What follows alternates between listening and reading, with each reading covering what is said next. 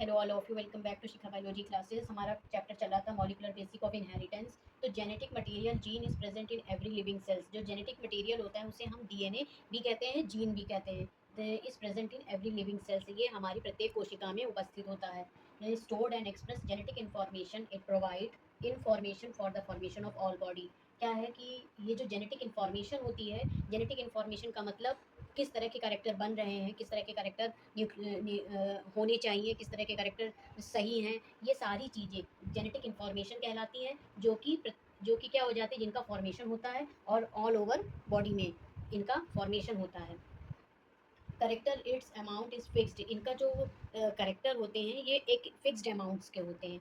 ठीक है, मतलब इनकी एक फिक्स्ड अमाउंट का मतलब जैसे 46 नंबर ऑफ क्रोमोजोम है तो 46 नंबर ऑफ क्रोमोजोम, ना ज़्यादा ना कम। तो ये फिक्स्ड अमाउंट में होते हैं of an individual. Genetic material can duplicate itself. Genetic material has ability undergoes mutation, recombination, genetic variation. कहने का मतलब है कि डीएनए के अंदर पावर होती है रिकॉम्बिनेशन करने की, म्यूटेशन करने की, जेनेटिक वेरिएशन करने की।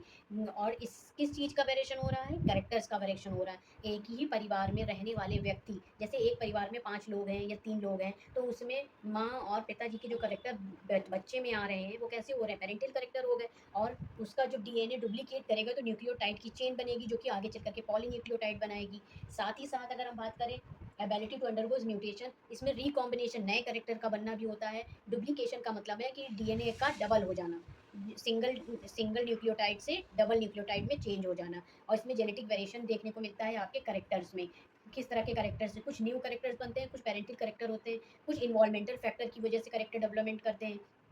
तो ये सारी चीज़ें इसमें देखने को मिलती हैं। फिर क्या लिखा है? To produce genetic variation, genetic material of formation is present in DNA.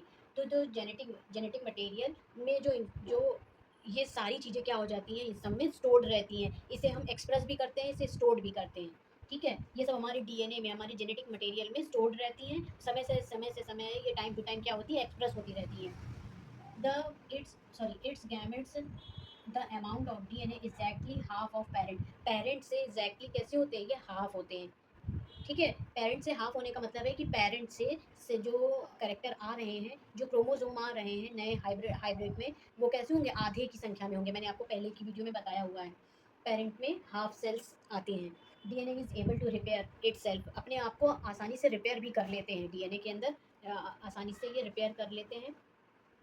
It damage DNA is sensitive to environment mutation. अगर इन्वॉल्वमेंटल फैक्टर की वजह से डीएनए में कोई भी चेंज हो रहा होता है तो वो आपकी बॉडी पे दिखाई देता है। जैसे कि इस समय बरसात और गर्मी का समय है, तो बरसात और गर्मी का समय है तो गर्मी तो लगेगी, लेकिन बरसात से ह्यूमिडिटी इतनी हो जाएगी कि आपका जो फेयर कलर है वो आपका डार्क कलर में चेंज हो जाएगा। ऐसा क्या होता है, इस तरह से मतलब चेंज होता रहता है हमारा डीएनए। तो इन्वॉल्वमेंटल फैक्टर भी दिखाई देते हैं हमारे जेनेटिक मटेरियल में।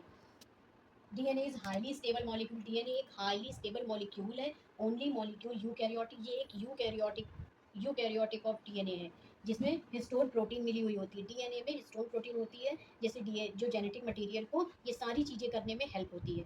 तो आई होप ये आपको अच्छे से समझ में आ गया होगा। Thank you so much.